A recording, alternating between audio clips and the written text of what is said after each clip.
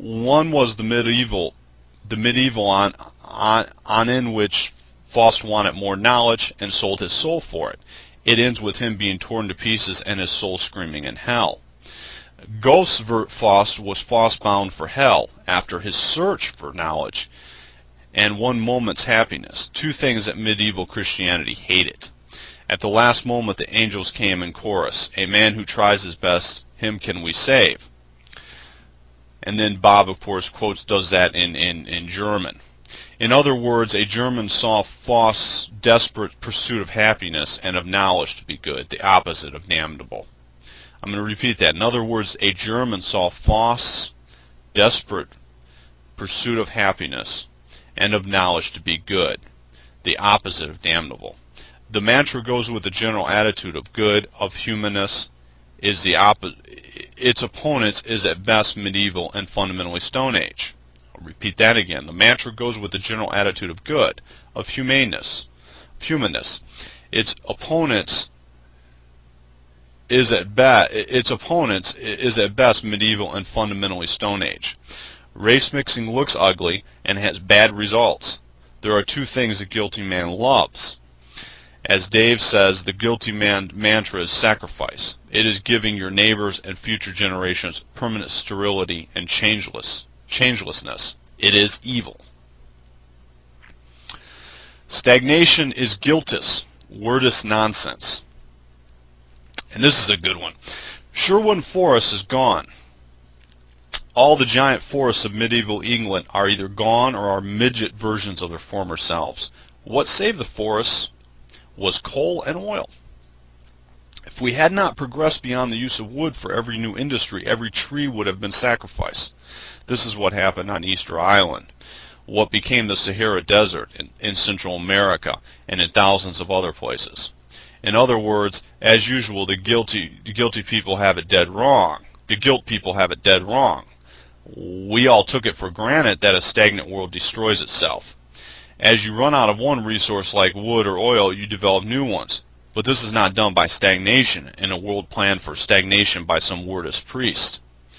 The environmentalist establishment today is exactly like the priest who said masses to stop the plague. We cannot deal with any of the crises they make their living on by shouting out guilt about technology and breeding Ethiopian children. The last people in the world who could deal with global warming are Ethiopians. Brilliant stuff there. Let's do one more. Anti-white is anti-life. A columnist for the National Review of all places is worried to death about the demographic collapse of Europe. In the last issue, he noted that mainland British scientific group had made it official. It recommended that Europeans have no children. The column writer said it was astonishing that official sources were now stating the inevitable logic that they had been moving toward for so long. Sterility is now official policy.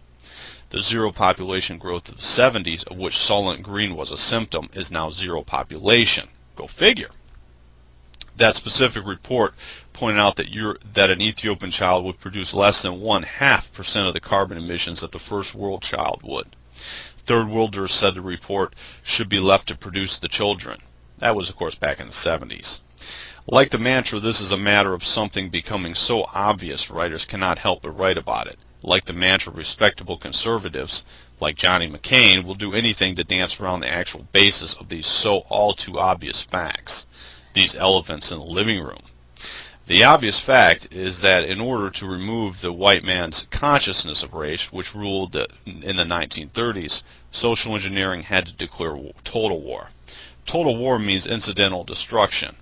In a 70-year campaign to get white men to cheer when a pygmy marries a beautiful blonde, the whole of his nature had to be attacked. The whole business of producing children is based on prejudice deep in our animal soul, the desire to procreate and perpetuate our own kind.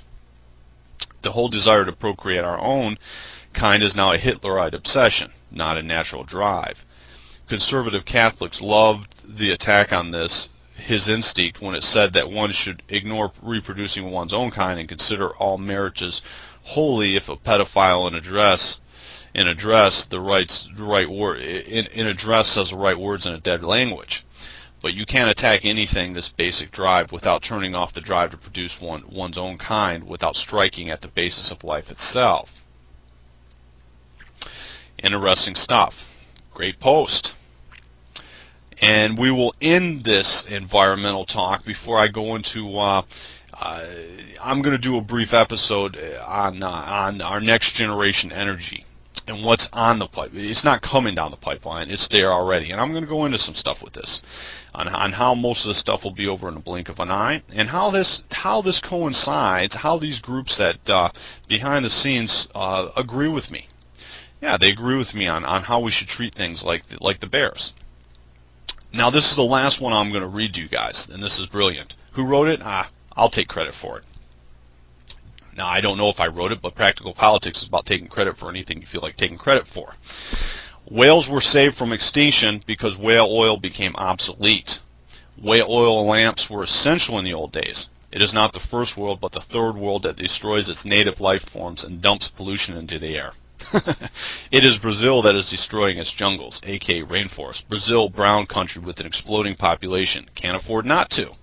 In the jungles of Central America are the ruins of gigantic temples built by civilizations that rose, destroyed their environment, and fell. Elizabeth and I have discussed how American Indians destroyed the land and would have made the Shenandoah Valley into a desert if the white man had not come along. As always, the recurrent theme of political correctness is complete silliness.